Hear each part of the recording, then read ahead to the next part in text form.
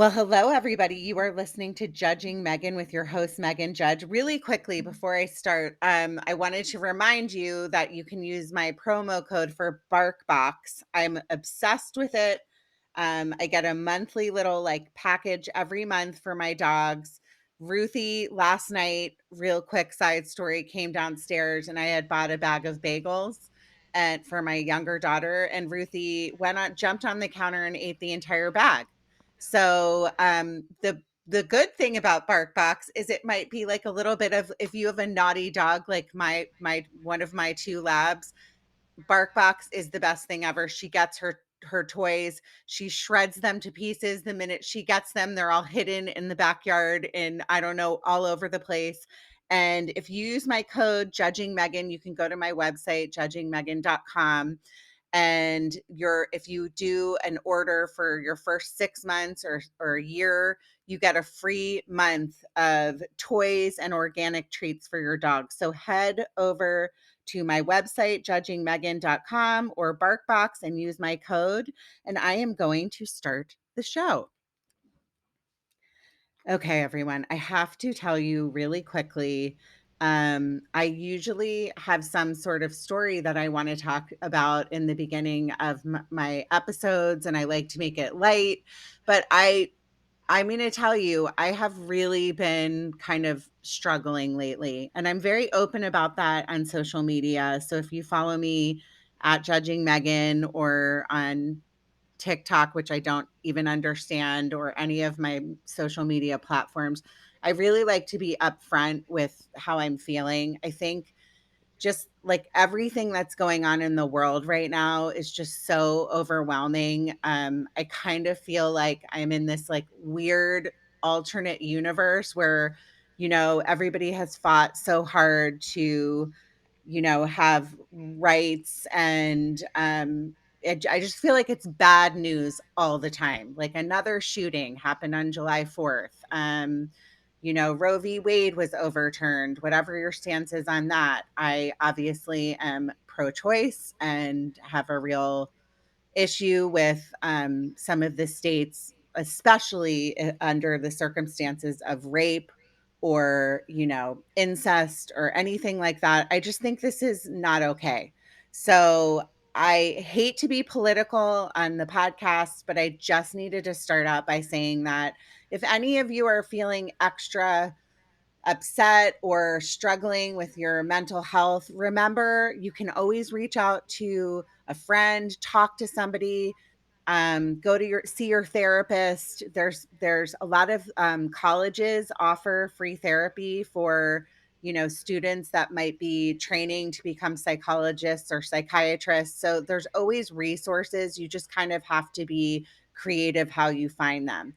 One of the biggest things in my personal life and a dream of mine is that mental health and should be free for everybody. Mental health care, sorry, that should just be something that everybody should be able to get help if they need help, if they're suffering. And I am going to introduce my guest, Martin Lockett. Hi, Martin. How are you? Doing wonderful. How are you doing today?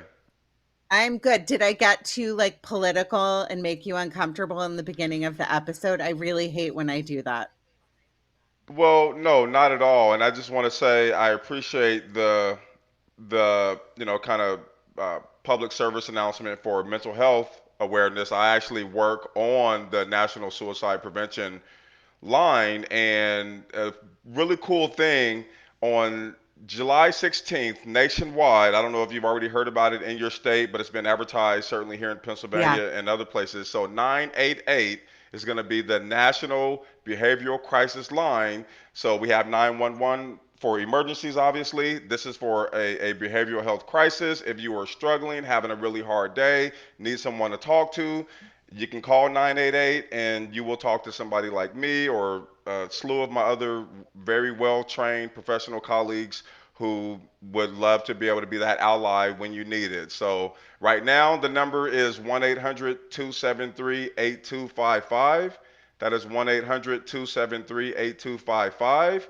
But on July 16th, it will be 988. So, please do use it, people. Okay, well, now I'm even more obsessed with you than I was before because I'm all about I'm a mental health podcaster. I struggled with my own mental health, which my listeners know about, and um, funny story. I hate to say it's funny, but I did have a guest on, Kate, um, a few, like probably last month, and she talked about the loss of her son to suicide, and some of the statistics I've been posting lately for kids, we're at the highest suicide rates that we've ever seen, and especially children between the ages of 10 and 24.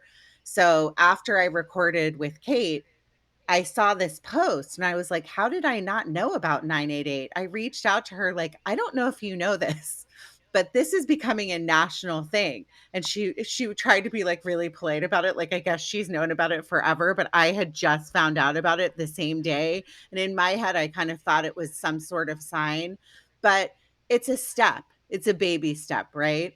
Like there's so much work to be done, but just to know that that is something that is being done it makes me happy. I don't know how you feel about Exactly. that, but Well, no, I absolutely love it, and you're right.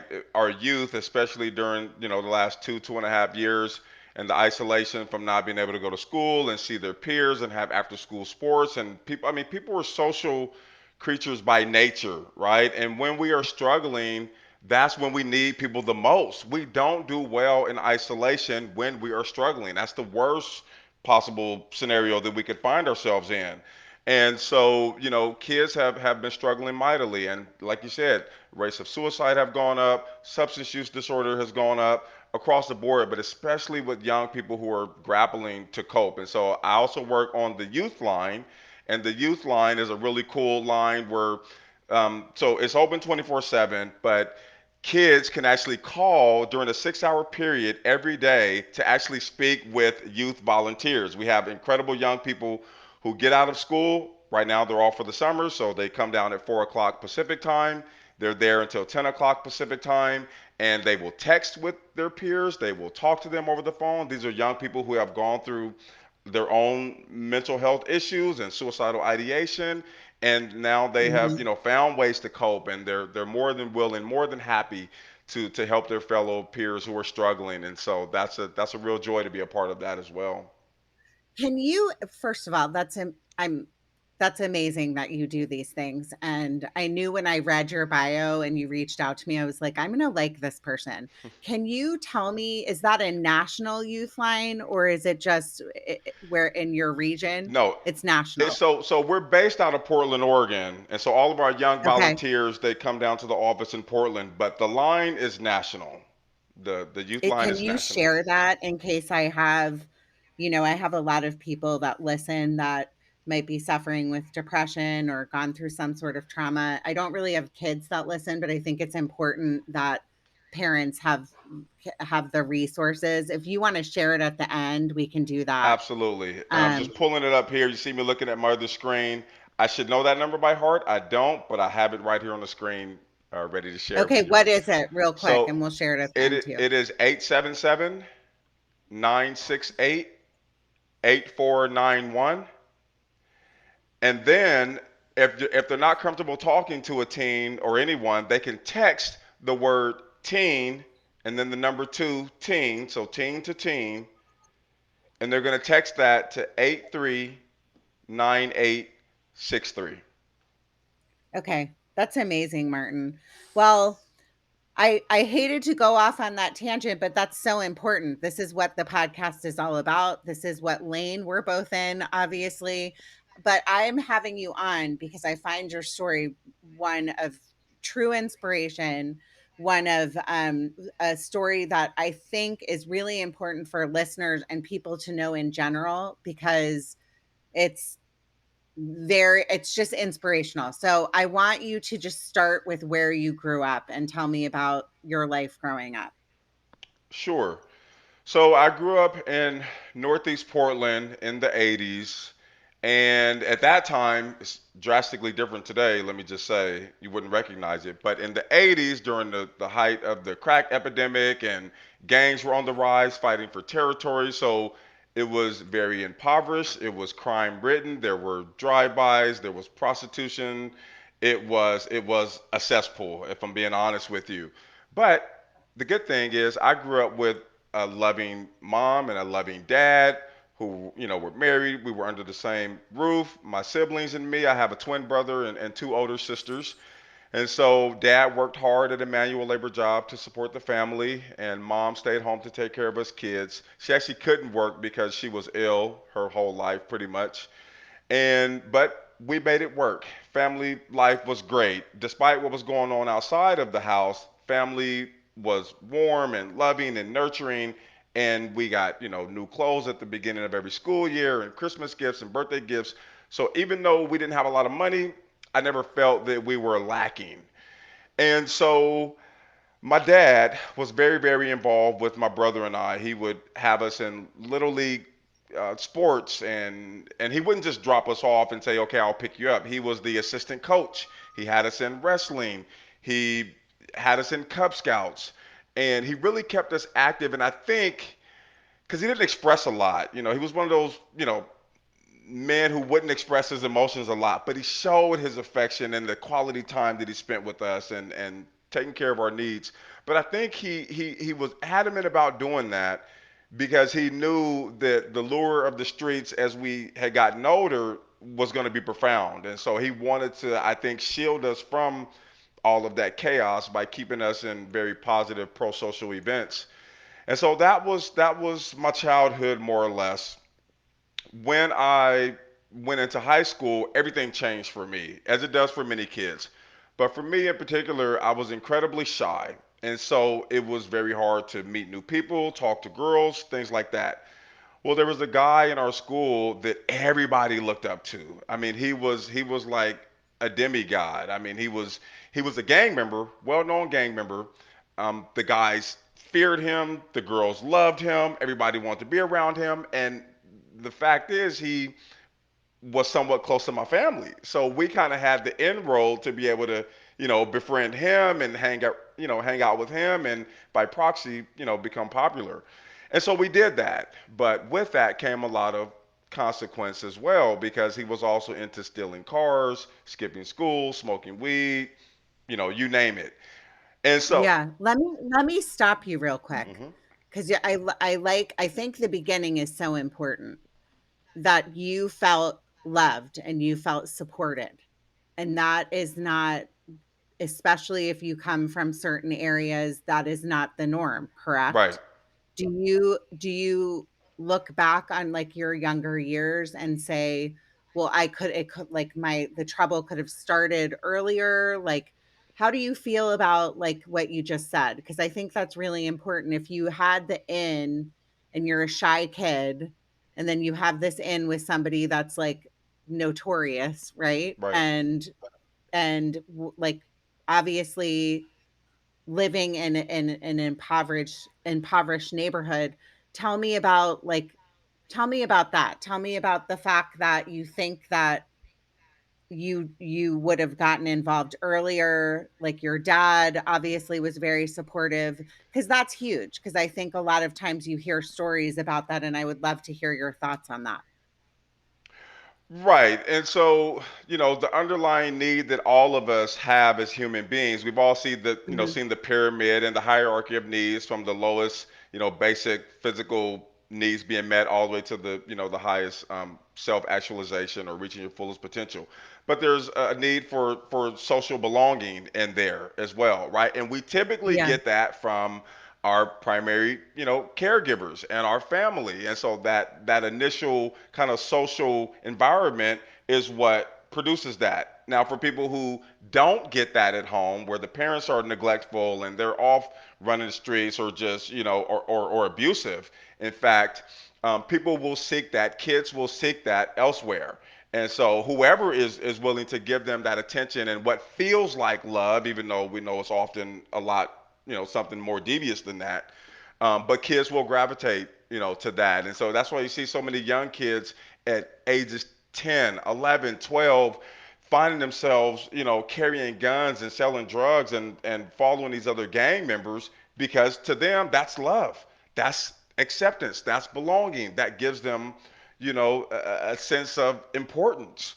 And so if it's not met at home, then kids or anybody is likely going to look to find that somewhere else. But because that wasn't lacking in my household, I didn't have this, overwhelming need to take to the streets at a very young age to try to go find that belonging.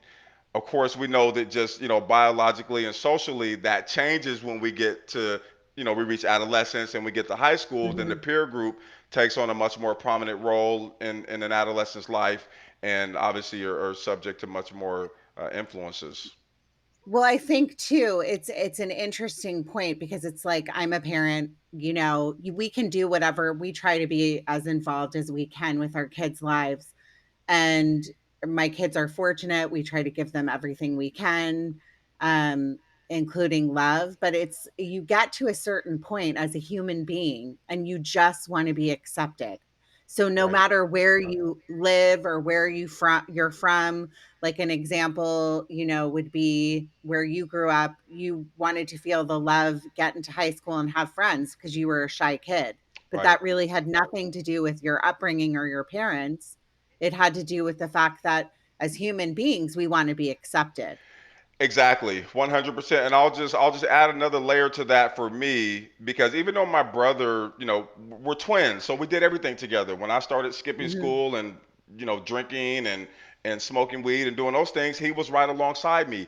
But mine manifested much deeper, because going back to my Cub Scout years around 9, 10, 11 years old, I remember this distinctly. So we lived in the hood, terrible place.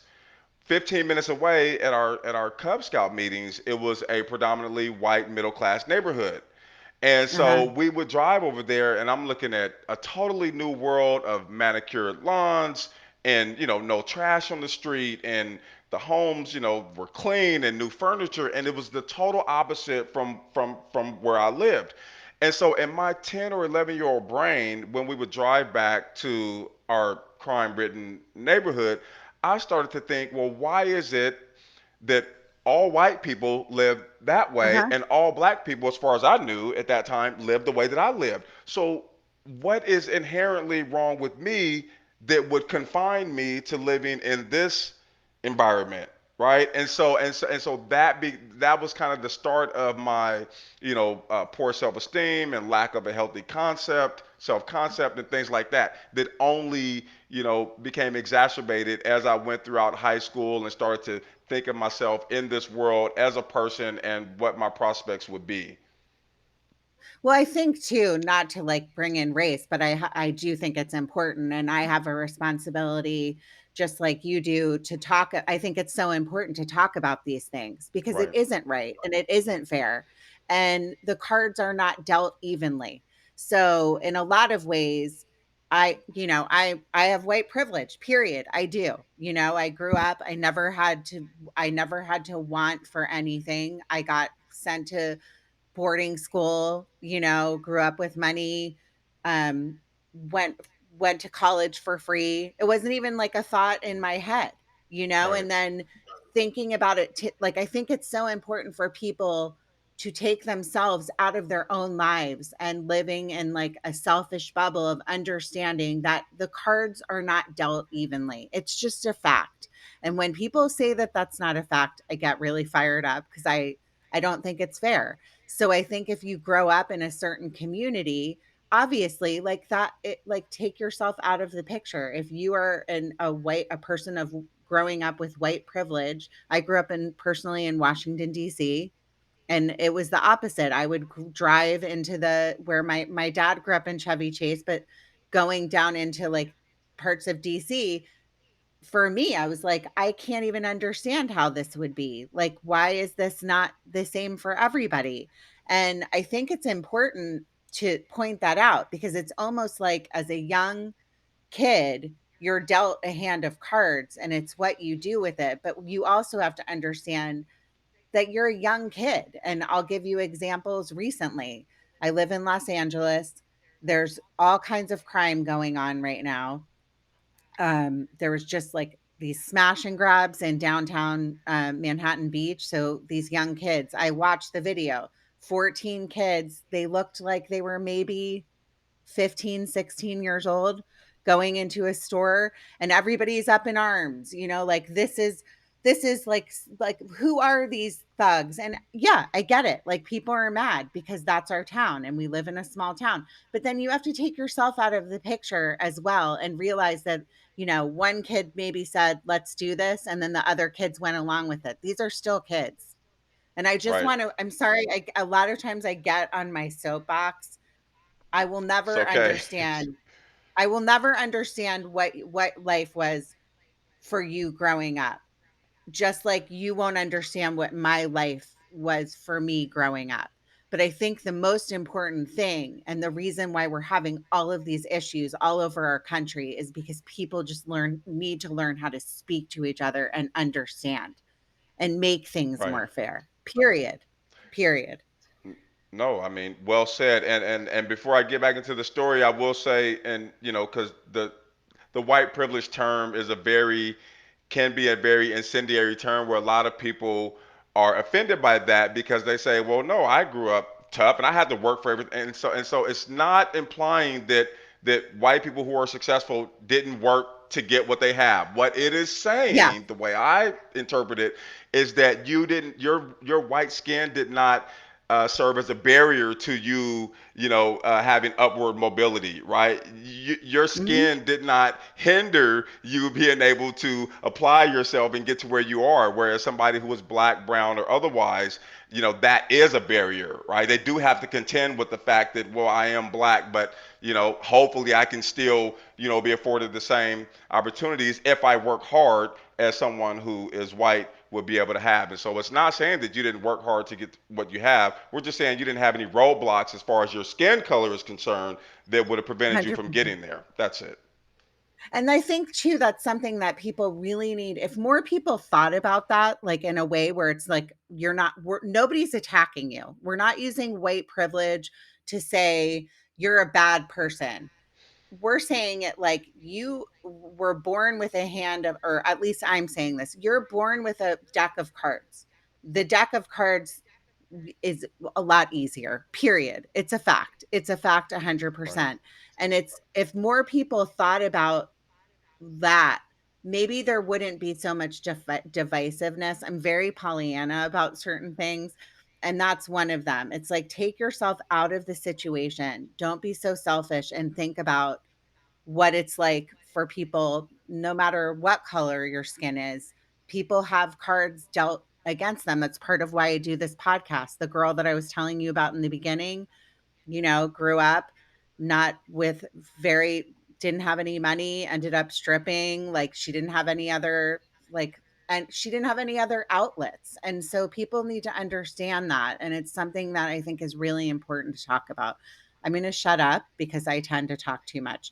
But I do want to ask you, going back to your story, what so you got yourself involved in the family friend in high school, and then that's when kind of you started to like go down the wrong path, correct? Exactly. So I remember he had taken my brother and I to a party, and there was all these people there, and they're drinking and smoking and doing all that, and we had never done anything to that point. I think we're like 15, and he brings us over a couple cans of beer, and obviously with the expectation that we're going to drink, and we're looking at each other holding these cans of beer. He had gone off somewhere else, and my brother and I are looking at each other thinking, there's no way we can drink this. Like mom and dad would kill us. We weren't raised this way.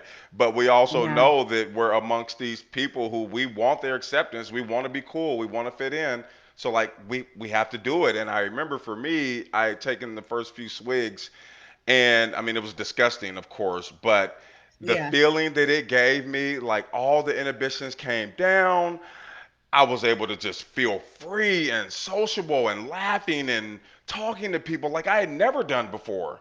And I'm like, oh my God, this is like a miracle drug to me that just allows me to finally be the person that I've so wanted to be, but just couldn't get over my own shyness. And so that was kind of the beginning of my drinking for the next year. It was mainly in a social setting to, loosen up and have fun and talk to people.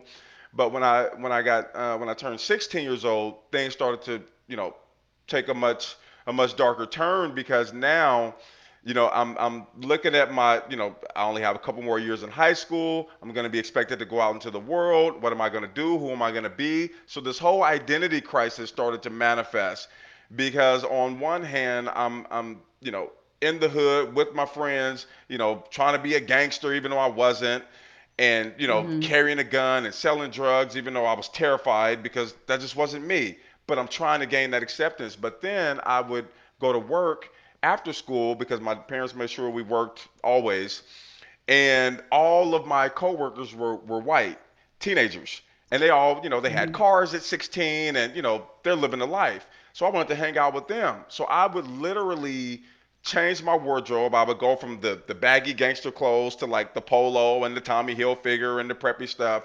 And I would change my vernacular, and I would talk totally different. And so I was literally going back and forth between two worlds to gain that acceptance because I had no identity, right? And so in psychology, you either establish an identity or you're in role confusion, is what they say. You don't know what your role is in this world.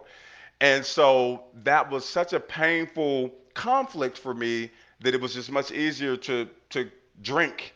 And so I would literally find myself locking myself in my room, turning on some sad music and drinking until I passed out every night. What age were you, 16. Martin? Oh my I was god, 16. that's so hard.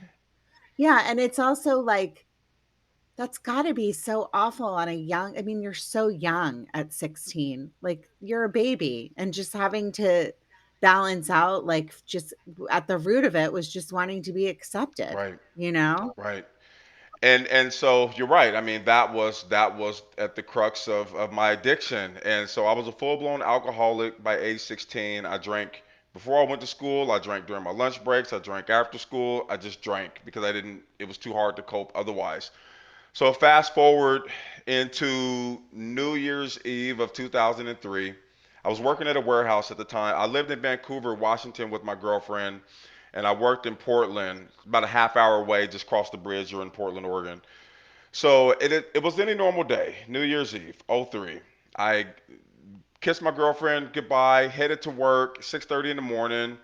We had gotten off work early because of the holiday, and it's about 11:30 or so, and we're wrapping up, ready to clock out. And as we're doing that, I can still hear my boss joke with us and say, "Now you guys go out and have a good time tonight, but don't let me wake up and see you on the front page." And of course, we laugh it off and clock out.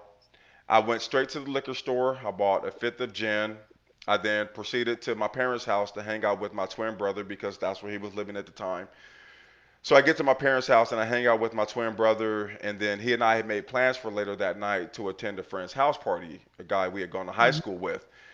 And so I drank the fifth of gin over the course of 2 or 3 hours. I then went back to the store where I bought four 24-ounce cans of beer.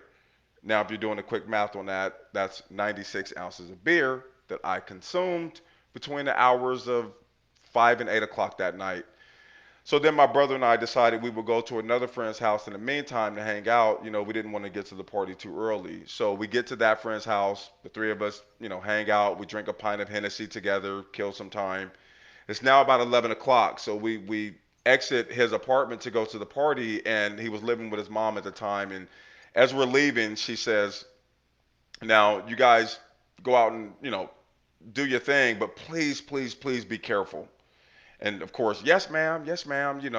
Obviously we had no intentions of being careful that night.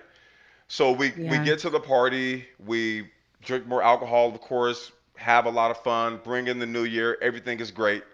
I exit the party, we exit the party at about 12:15, get into my vehicle. Now, for anybody thinking, well, why didn't his friend or his brother take his keys? Clearly, he's too intoxicated. Sadly, if I'm being honest, this is something that we did every day, all of us. Mhm, We just never thought twice mhm. about it. And so we get in my vehicle.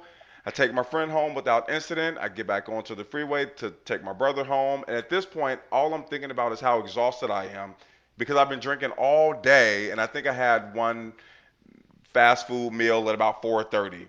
And so I just want to get my brother home so I can go home and go to sleep because I knew I didn't have to work the next day. So I begin to elevate my speed to about 80 miles an hour. And this makes my brother Mhm. nervous. He says, "Hey, man, you should slow down. The police are out, it being a holiday and all." And I thought, That makes sense. So I went ahead and slowed down, but more or less just to keep him quiet. So we exit the Mhm. freeway. About 10 minutes later, we're now driving in a residential area.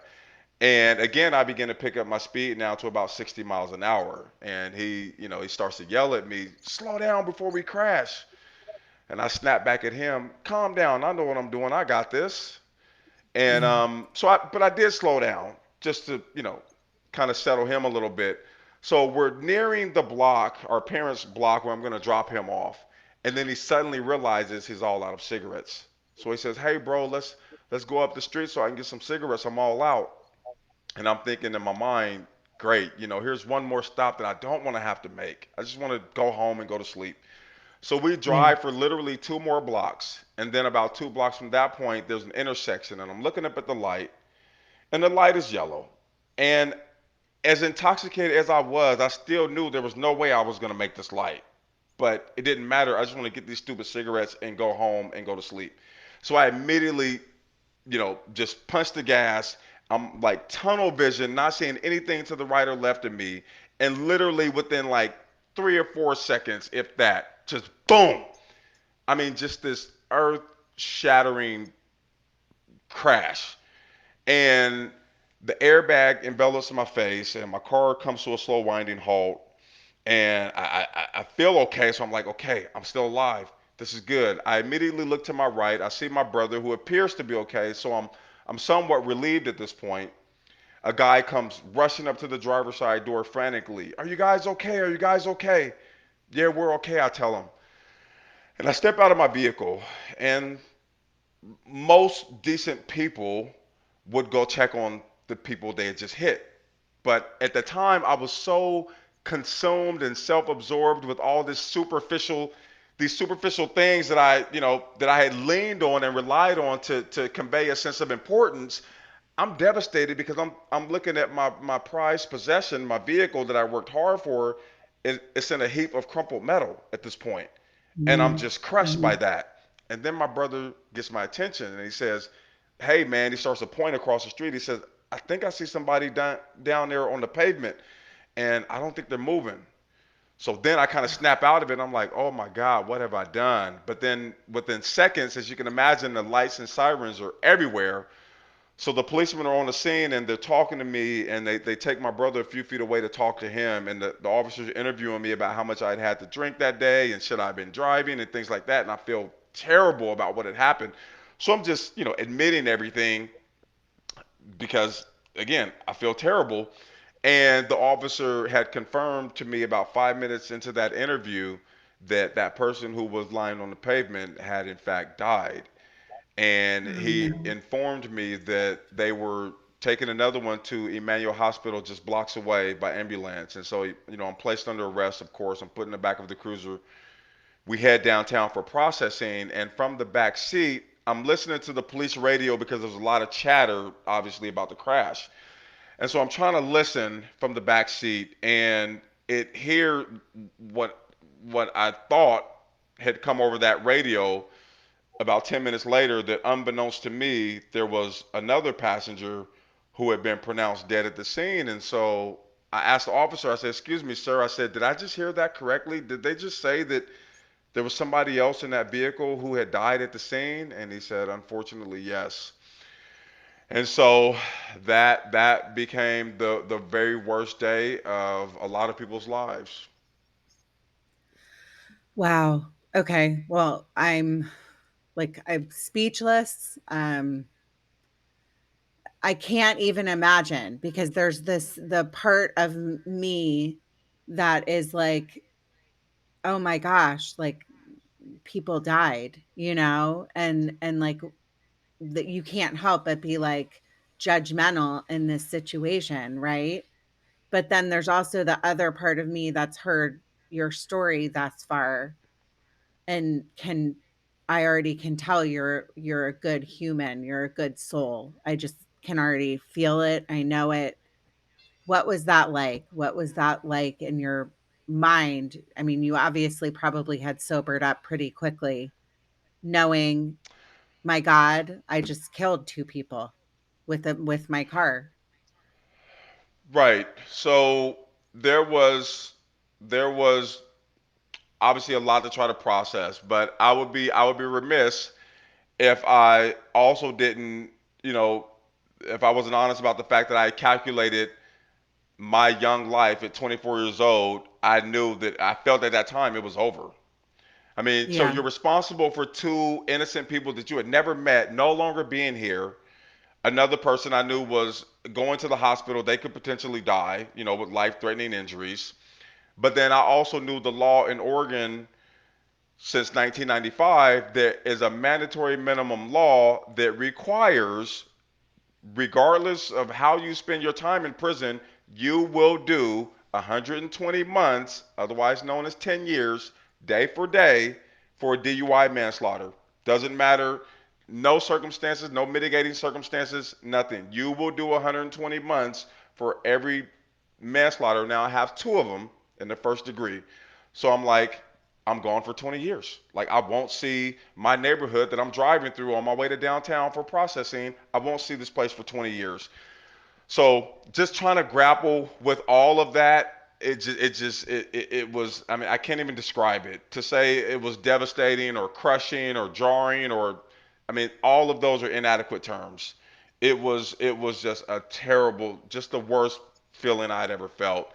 And so, but three, Can I ask you, yes, sorry to you're good. interrupt you, but the 2 people that died, was it out of one car? And Yes. So they were in the intersection looking to turn southbound on a main street, and I was just Mhm. flying northbound. So I literally T-boned them. They were in a little tiny 1988 Jetta. Probably didn't even have airbags. I don't know, but I mean they just never stood a chance because the black box in my vehicle registered my speed, full speed. There was no deceleration at any point because I never saw them at 66 miles per hour on impact, just a full acceleration at 66 miles right into the driver's side door. Their car spun, I think it was 60 feet, and the person who had wound up on the pavement had been ejected through the back windshield onto the pavement because the impact was so great. Was it like a family, a couple? So I would later find out. So 3 days later, I'm in my cell and I'm just minding my Uh-huh. own business. And someone had slid the Oregonian newspaper, which is a statewide newspaper. They had slid it underneath my door, and I couldn't understand why. And I began to thumb through this newspaper, and I see my picture on the front page of one of the sections, and of course, it's about the crash. And it was then that I learned for the first time in days who my victims were. And these people had an Mhm. incredible story. And their story was that they were recovering addicts who had turned their lives around and were now helping others get clean and sober. They would watch women's kids so they could attend AA and NA meetings. They were volunteers with Mothers Against Drunk Driving, believe it or not. They were volunteers at Volunteers of America. They were active and advocates in the recovery community. In fact, that very night they were returning home from a clean and sober New Year's Eve party when they were struck and killed by a drunk driver. And so the columnist of the paper, he had talked about how, that is a palpable irony, is what he called it, that they would be so devoted to all this work and helping people get clean and sober only to be killed by a drunk driver. And he ended with a phrase that changed the next 17 and a half years of my life. I'll never forget it. He said, quote, perhaps the person they will have ended up helping the most is the man who's charged with killing them, end quote. Mhm. And even though I couldn't fully grasp, the meaning of that and how it was supposed to apply to my life, I knew that I had to figure it out. Like I had to figure out what those profound words were supposed to mean for my life. And so I just, I prayed about it, I meditated on it. I would literally hear that phrase go through my head like 20 times a day. And then it finally came to me that the only way this tragedy will not be in vain is if I carry on their legacies. And if I literally try to do everything in my human power for the rest of my life to try to prevent other families from having to go through this just sheer, catastrophic devastation. And so that's what that's when I committed to this mission. And just to answer your question really quick, so there were two friends who had passed away, and then the lone survivor of the collision had he was a man. He had just proposed to his fiance, the driver, that night at that New Year's Eve party in front of all of their friends. I literally just got chills as I said that because you just like you can't. That's what it was.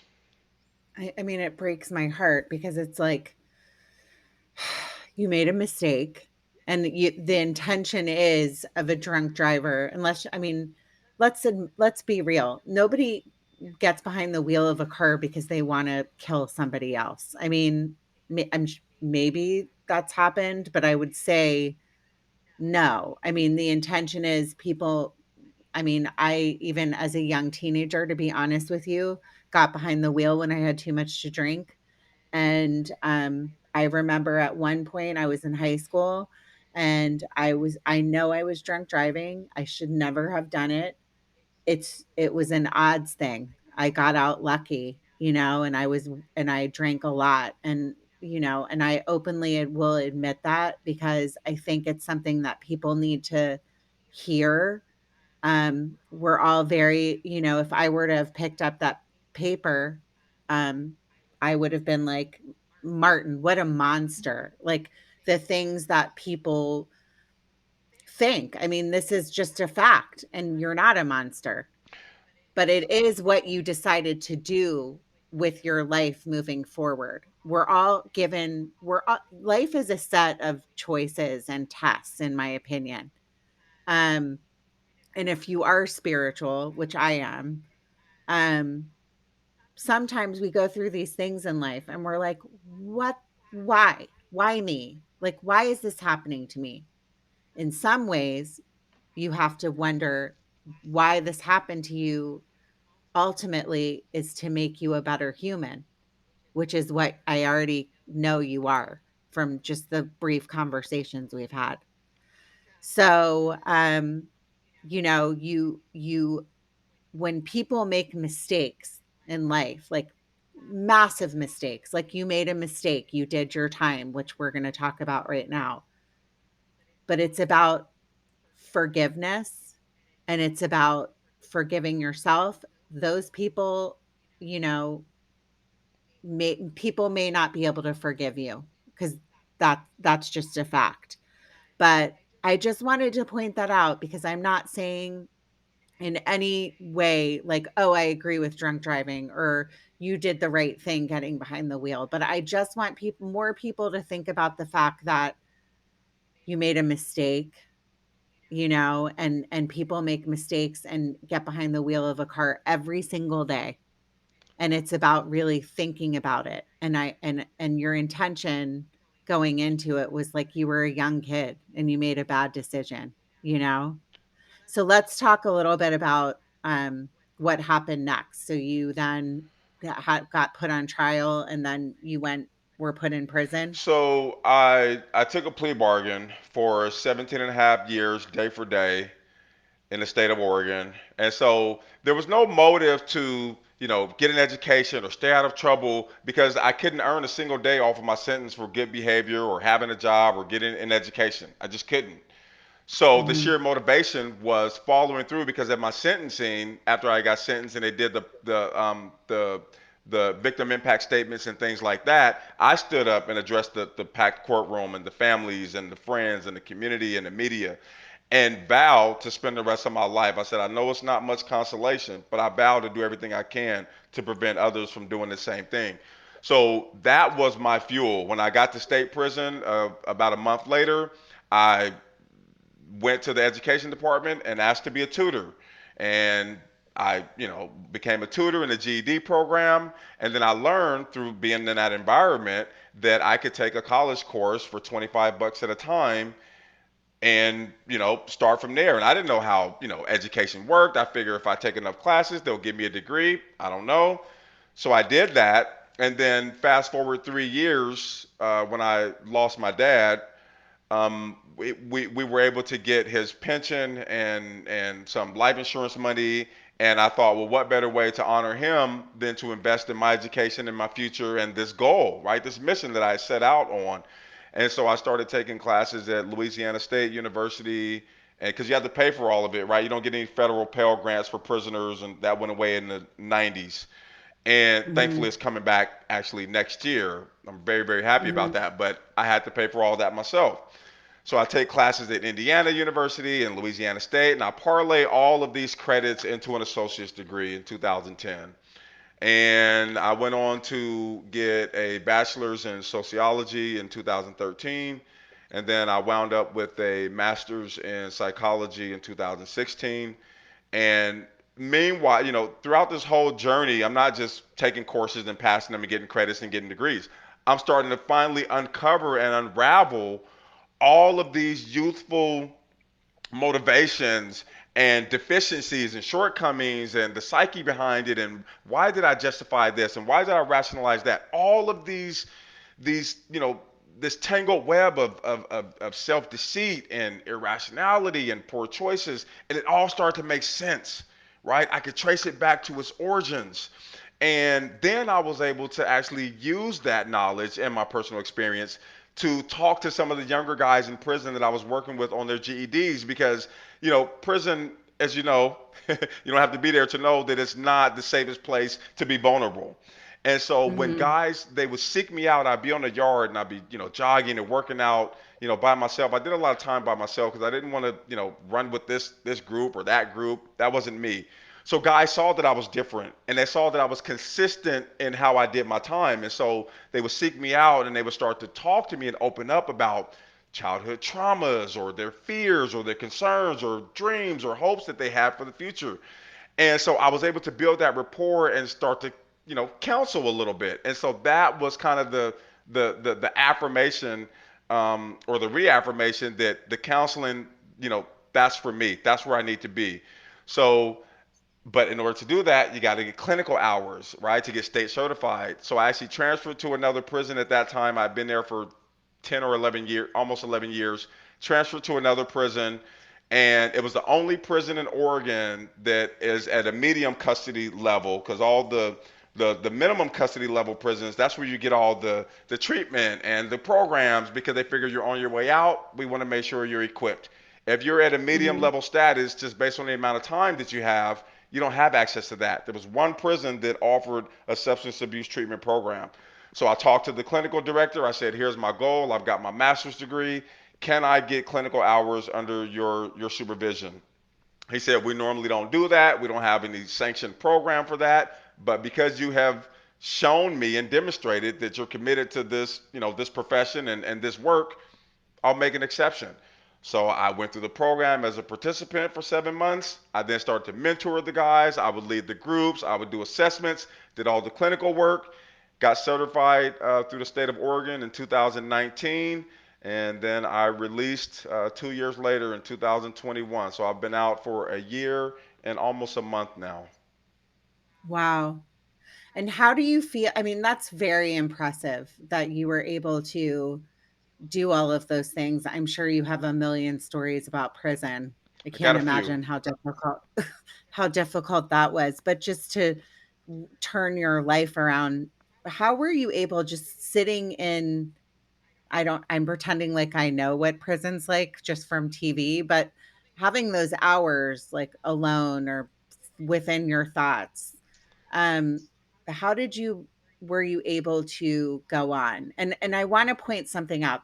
I had an author on, um, her name her name is Nina Sossaman Pogue, and her book is called, hold on, her book is called This Is Not the End, and I actually have it sitting on my desk, so I was just looking at it.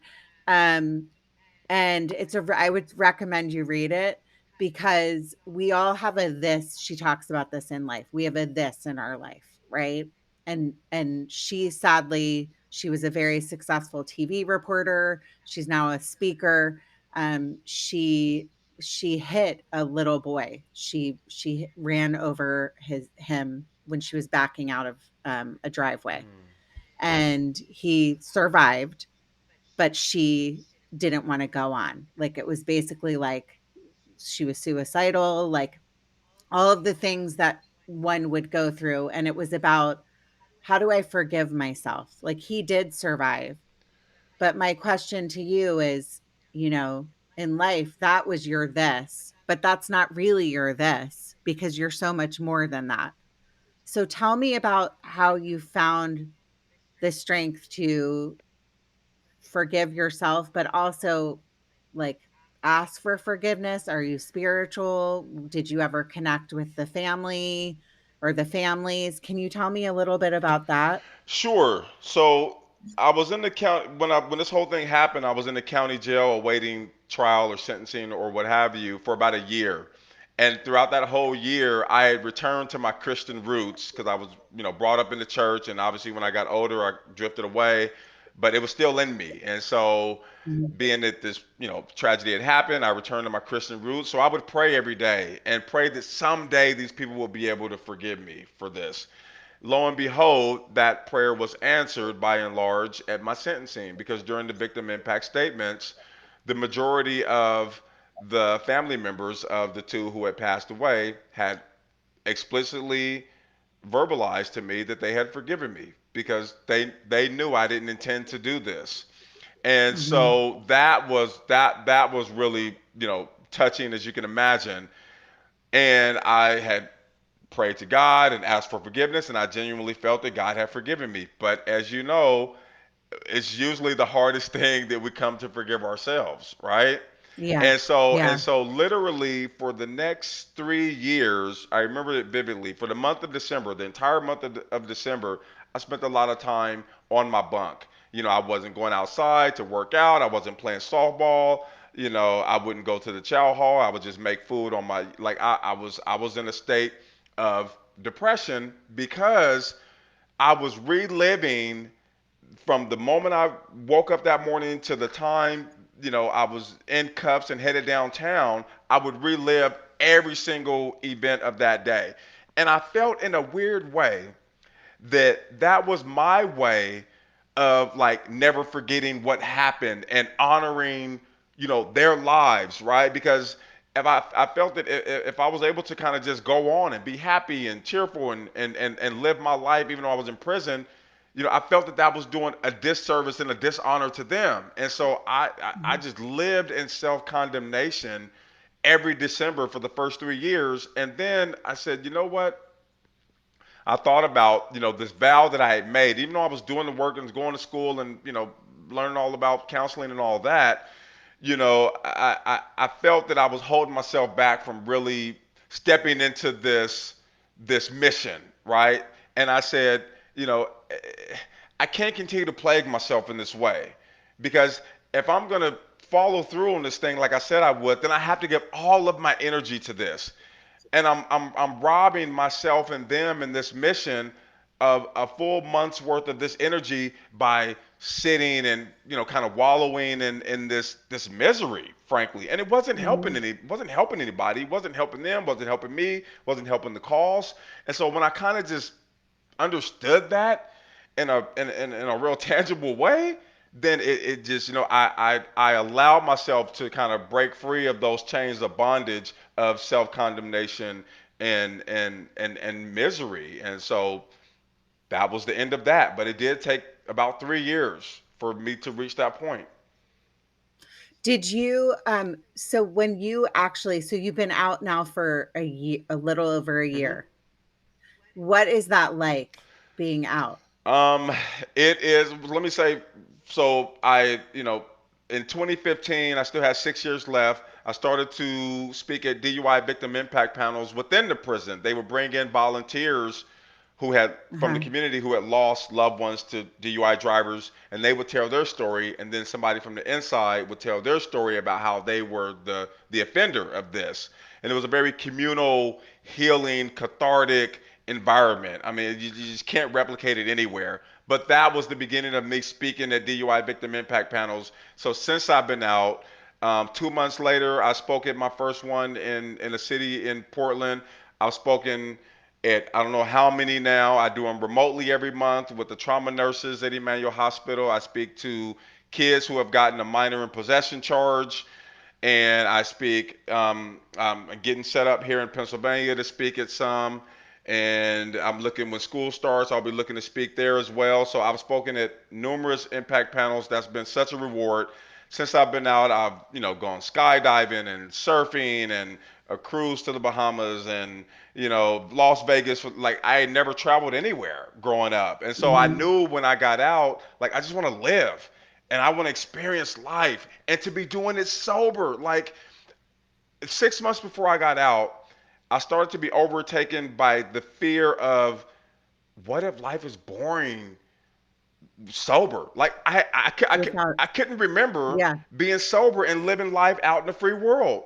And so a part of me feared that. But let me tell you, now almost 13 months later, like I am living my best life. It is the most fulfilled I've ever been. I can remember what I did the day before, which is a beautiful thing. Yeah. And so life has been incredible. Again, I work as a drug and alcohol counselor, a crisis intervention specialist. I work remotely right here from my office in my home. I love my job. I'm able to travel. I speak. You know, I couldn't ask for a better life. Well, let me ask you too about like, because I know we're running short on time. I could talk to you for 2 hours because I find you pretty incredible. What what is it? So you got out with a job lined up and no. Okay, so tell me about that. No, Like to have the resources because you forever have like a scarlet letter on you, right? right. So tell me about that piece of it. Right. So Oregon, as you know, is one of the more liberal states. So I really honestly didn't feel, in fact, they even banned the box. And what that means is they can't ask, have you been convicted of a felon within the last, however, they can't even ask the question on an application in the state of Oregon. It is against the law, right? Oh, I didn't know They can that. they can Okay. ask you during the interview, but they cannot ask you on the application because they don't want people discriminated against for having a felony. Mhm, So I didn't mhm. feel that at least in Oregon that it would be a big hindrance. But so I applied. I had to learn about technology and all of that. So I applied on Indeed and I uploaded my resume that I created in prison in a program before I got out as part of your release planning. You leave with a little thumb drive. You got your little resume on it. Pretty basic resume, but it's something. And so I just uploaded that and I did my first two interviews about a week later and got offered both jobs at counseling places. One was at a methadone clinic and the other is the one I have now.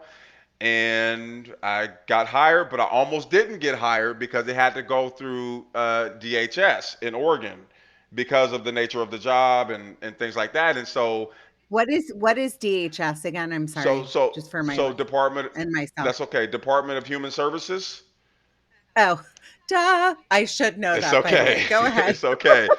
I So was like, is that like a mailing company? I'm so dumb. Go no, ahead. it's Go ahead. okay. So they had to by committee vote to allow me this opportunity to do this job, and because I had done my time the way that I had, because I had accrued these accolades and certifications, they said this guy has earned a second chance. And so who are we to Mhm, hold him back from that? And so I am so grateful for that opportunity. And again, I'm spiritual. I know that nothing happens by accident. Everything happens for a reason. So I believe that, I am where I'm supposed to be. I am talking to the people I'm supposed to every day. People who have no hope, people who are at the end of their rope, be it they're struggling with, mhm, a mental health disorder or substance use disorder or, family issues. I mean, you name it. And I talk to those people every day.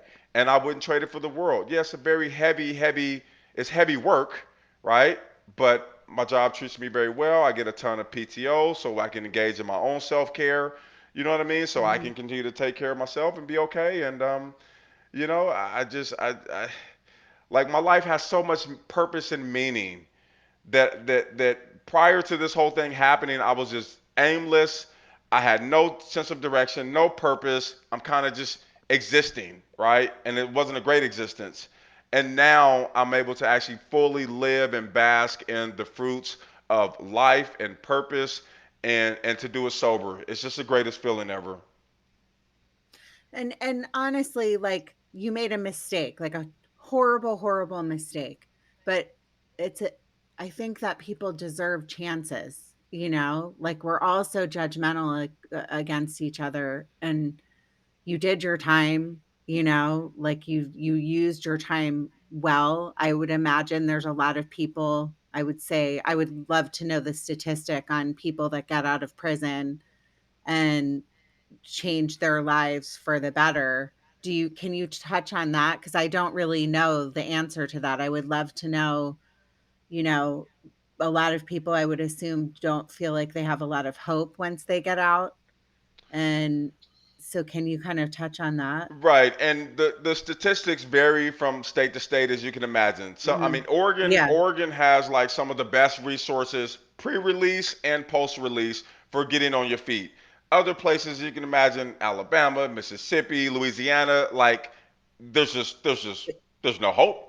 I mean, I'm not saying there's Yeah, no like if hope, you did something wrong, you're done. Like, but no wonder, like, people go back to the streets and are repeat like, end up being repeat offenders because they don't have the same opportunities. So that's a huge thing to point out. well, and the support system. So in prison, right, everything's structured. So a lot of people, like, they will thrive in prison because there is Mhm, structure, right? You don't have to think about a mhm, whole lot. You know that, you're going to be fed 3 times a day. You can, work a job. You can go and work out. Like you're in good health. You have like, there's not a whole lot for you to be responsible for, right? Other than just making sure that you're where you need to be, when you're supposed to be there. When you get out, if you step out into society and there's literally mhm, no support there or very minimal support, and your PO is demanding you have a job within 48 hours, and you go to this program and you don't have transportation, you don't have, a place to stay, like, naturally the brain is going to revert back to what it knows.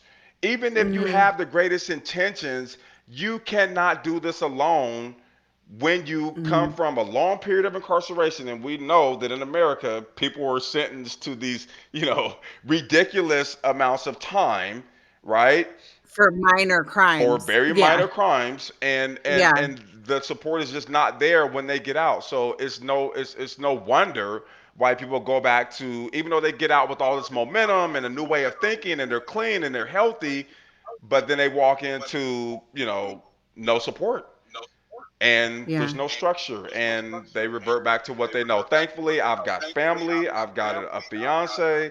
My parole officer was like a mentor, or is like a mentor to me. It's just a lot more support in Oregon and in some other places than there are in most of these other places, who are not going to invest a single dime into somebody who has been convicted of a felony. They're just not. But that's also, like, the biggest problem is people were like, wanna say, "Oh, well, they did the time forever." Like, no, they're bad. They're bad, bad, bad, like, don't deserve a second chance. Even if you got out, you still don't. And for in situations where yeah, if it's a violent crime, like 100%, murder, rape, anything like that, I'm sorry, in my opinion, like, that's just not like, they shouldn't have the same resources as somebody that goes to prison, whether it be for drugs or, like you made a mistake, got behind the wheel of a car and you were drinking. That's completely different. Um, but go ahead. I Well, think no, you were going to say I think people just they lose sight of the fact that I think it's like 95 or 96% of people across America will be released at some point, right? There's only mhm. a scant few who don't have a release date. So for those 95, 96%, if you know they're coming back into this world and into, could be your community, you would Yeah, think that you would want them to be equipped for society, and have the resources to actually rehabilitate. And I know it's still a choice, but believe me, most people want resources when they're in prison because they're clean, they're healthy, they're thinking straight, and they want the help if it's there. And so you would think the yeah. investment would be in that, so that they can actually turn out to be good, law abiding, tax paying citizens when they release. Because guess what? They're coming back one way or the other. How do you want them to return when they return is really the question. 100%. And I don't think people think that way. I think that people just wanna, say, "Oh, they're bad. They're bad." they don't think of the reasons behind why people do the things that they do. It A lot of this comes down to mental health, it comes down to resources, it comes down to how you were brought up, all kinds of things go into this stuff. And it's just, I really am grateful that you came on and you shared your story. And you're just an amazing example of a human being that holds themselves accountable, is honest, saying, I made a mistake, I served my time, I made a mistake, period. But this is like how I'm going to turn my life around. This is what I'm going to do. I'm going to do these things. And honestly, like, I will tell you this. Um, Before I started this podcast, and I basically had like my major meltdown breakdown a few years ago, I was not as nice of a person as I am now. I'm not nice to everybody. I'm glad you're nice to Believe me. me, well, I like you, Martin, but I'm not. I mean, if you're a Karen and you get in my way, like, it's on. I'm still not nice to I just don't wanna talk to you. Get out of my space. I just wanna be around good people. Yeah. But the best thing that you can do in life, and I say this all the time, is, like, doing this podcast or talking to somebody that comes from a totally different background than I do. Like, you and I, night and day, completely different backgrounds. But this makes me it, like, fills my soul, spreading stories of, like, overcoming the worst things in life and getting out the other side. And to meet somebody like you that says, I'm doing this, like, teen, like, hotline where I'm helping teens that are struggling with their mental health or suicide, all of these things selfishly, I'm sure you can relate to this, make us happy. This fills my soul. Our conversation today fills my soul because I know that our conversation is going to help one person out there. I say that every podcast. If I helped one person out there out of all of not to toot my own horn, but the many listeners that I'm grateful to have, thank you, then that's what it's about. Right. And so you keep doing what you're doing. I think you're an incredible person. I know we're going to keep in touch. I know I'm going to see the most amazing things out of you in for the rest of your life. And I think that you're an example of, like, why people need to understand that people make mistakes, but we do need to give people second chances. And what you're, not to quote my friend Nina, but that was just a fraction of your life. Like, it's you're this in your life, but it's not your whole this. You have so much more of your life and so many great things that you can do with your life. And I want people to think about how people need second chances. So Well, go Well, ahead. I just want to say, no, I just want to say thank you so much again for this opportunity. You are doing incredible work by having these stories on for humanizing, those who have often been dehumanized and thrown away and cast away by society, and actually putting, faces and stories and voices to these critical stories. And so I just want to thank you for your dedication to this work, addressing and normalizing mental health and mental health awareness, and how we're all in this together, no matter where we came from, what we look like, how we grew up, what our socioeconomic status is. We are human beings at the end of the day, and we have an obligation, I think, to each other to try to help one another so that we can collectively, as a human race, be better. And you are doing that. So 100%. thank you. 100%. And I'm so grateful to have you say that. It makes me feel, it warms my heart, Martin. It really does. You made my whole day. Thank you. Um, but in closing, really quickly, everyone, if you're listening, I now push these episodes to YouTube. I do not look so good on these YouTube episodes because sometimes I decide I'm just not going to wear makeup, and I know I'm on camera. So if you follow me on Judging Meghan, I am wearing makeup and I do have my hair done, but a lot of times I'm just like, you know what? I'm going to put my glasses on, put my hair in a bun, and I'm just going to chat. And if you want to watch this, you can go to YouTube. If you want to follow Martin, where can people find you? Can you give out some of the information if somebody wants to reach out to you? Sure. So on Instagram, that's the only social media that I have because I swear I would not do social media, but Instagram is okay. So I do Yeah. Instagram at Martin L. Lockett with two T's, or you can go to my website at martinlockett.com. And do you also do public speaking? Like, I are you do. doing speaking engagements? Yeah, you kind of I touched do. on that, but I think you should be doing more. I think you're pretty great. So I would love to see you Thank do you. that. That's just my 2 cents. Um, I also wanted to say real quickly, if you listen to my podcast every week, they come out on Tuesdays, please subscribe on Apple and leave me a review. I would really appreciate it. It takes about 2 seconds. If you're not going to leave me a good review, then don't do it. But if you are planning on leaving me a good review, I would love it. And I'm so grateful to all of you. In closing, be happy by making other people happy. Thanks, Martin.